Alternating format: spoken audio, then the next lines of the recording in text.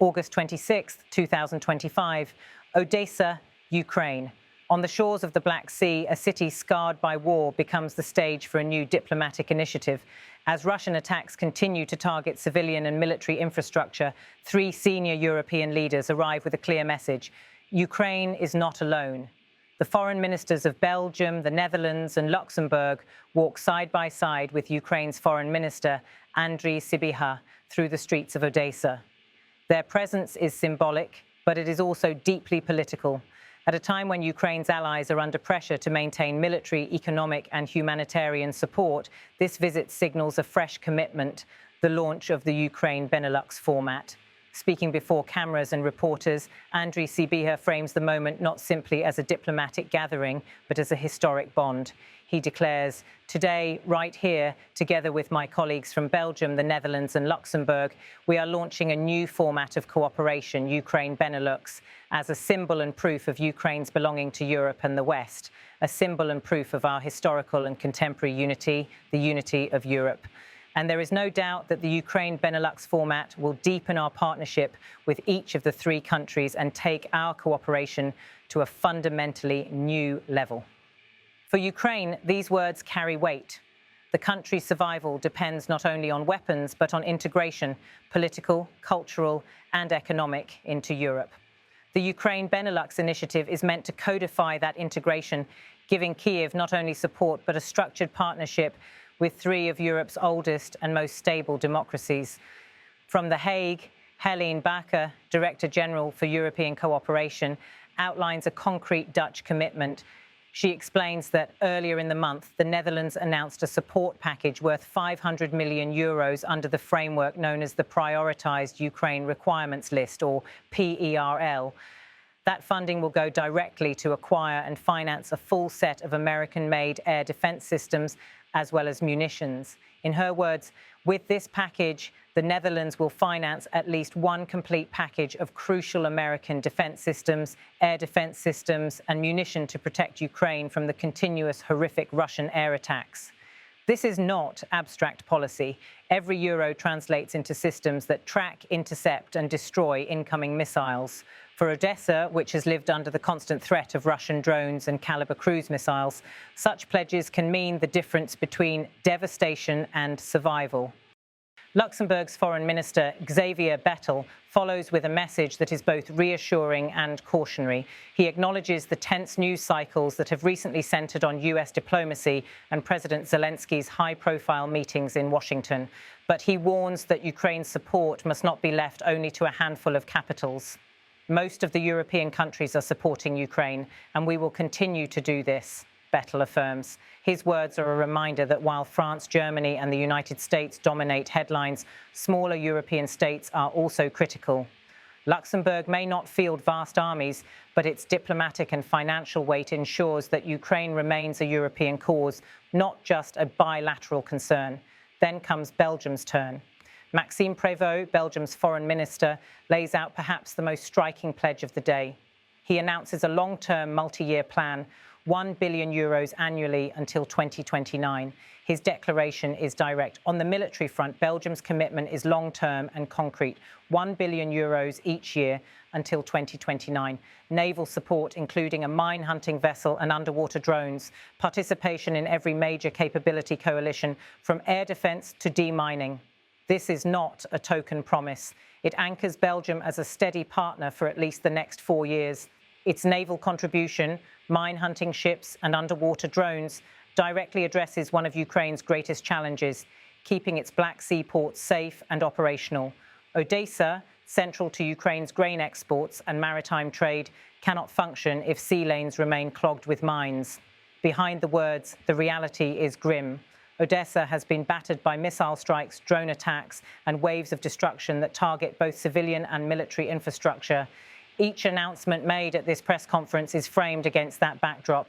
Yet in this dark setting, the symbolism is clear. Europe is binding Ukraine closer to its core. The Benelux nations, though smaller than Europe's giants, have stepped forward with commitments that are not symbolic but practical: money, technology, and political will. For For Ukraine, the creation of the Ukraine-Benelux format is more than a diplomatic exercise. It is a step toward permanence, anchoring itself firmly within European structures. By linking to Belgium, the Netherlands and Luxembourg, Ukraine ties itself to countries that represent stability, integration and strong influence within the European Union. The timing matters. As the war stretches on into its fourth year, questions about endurance dominate the conversation. Can Ukraine's allies sustain the pace of support? Can Europe remain united as domestic politics, economic strains and external pressures build? The visit to Odesa is an answer, however partial, to those doubts. Walking through the streets together, standing side by side at the port and delivering pledges in front of reporters. All of these gestures are part of the same choreography, to show unity, to project resilience, and to remind Moscow that Ukraine is not isolated. But beyond the optics, there is a sober recognition that every commitment made today must be translated into delivery tomorrow. Air defence systems must arrive, naval vessels must operate, funds must flow. For Ukrainians, words matter, but results matter more. Still, the atmosphere in Odesa today is one of cautious optimism. These ministers may not command the power of NATO's largest armies, but they represent something equally important: endurance. Belgium's long-term billion-euro pledge shows planning beyond this year's headlines. The Netherlands' financing of entire air defence packages shows immediate life-saving relevance. Luxembourg's insistence on broader European unity shows the political necessity of keeping Ukraine a shared responsibility. For the Ukrainian government, the creation of a Benelux partnership is a strategic win. It diversifies its support base, embeds Ukraine into European regional frameworks, and provides yet another layer of insulation against isolation or fatigue. As the cameras capture the ministers shaking hands, the narrative is clear. Ukraine is part of Europe's present and future. The Ukraine-Benelux initiative may be new, but it rests on old values: solidarity, democracy, and unity against aggression. And for the people of Odesa, whose lives are interrupted daily by sirens and explosions, today's gathering offered a rare sight. European leaders walking their streets, pledging protection and promising that their city and their country will not be abandoned. The struggle ahead remains long and uncertain, but today, on the Black Sea shore, Ukraine's allies stood shoulder to shoulder and pledged that the bond between Kyiv and Europe is not temporary, it is permanent.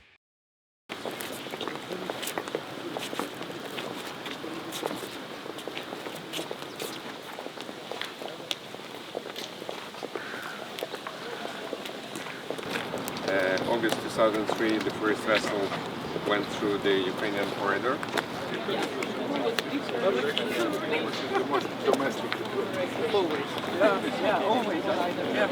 Such a handshake for last year. So dear colleagues, dear friends, such a great pleasure, a true privilege to welcome you here today. Панове журналісти, для мене сьогодні особливо приємно.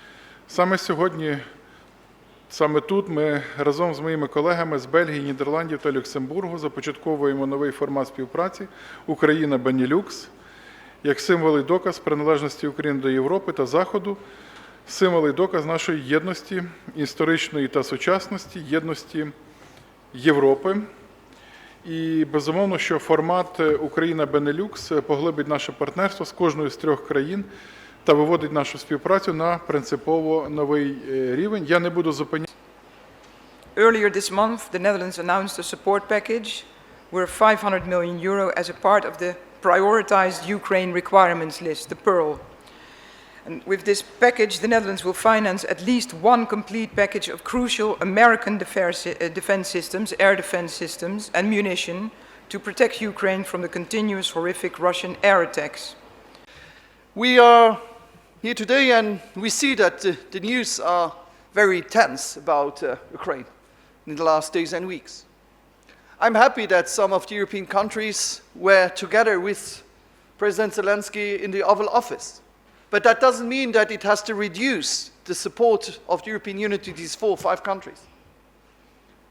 Most of the European countries are supporting Ukraine, and we will continue to do this.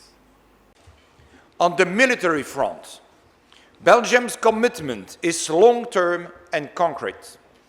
€1 billion each year until 2029. Naval support, including a mine-hunting vessel and underwater drones. Participation in every major capability coalition from air defense to demining.